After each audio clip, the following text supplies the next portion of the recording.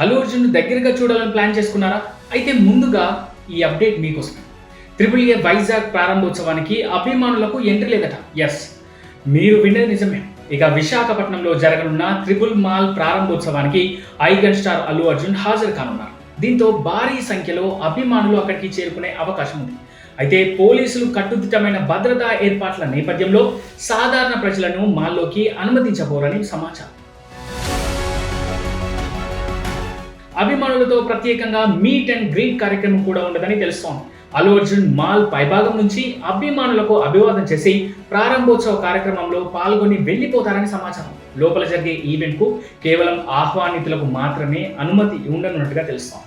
ప్రారంభోత్సవం పూర్తయ్యాక బన్నీ పాల్గొన్న కార్యక్రమానికి సంబంధించిన ఇన్సైడ్ విజువల్స్ ను నిర్వాహకులు విడుదల చేసే అవకాశం అయితే ఉంది.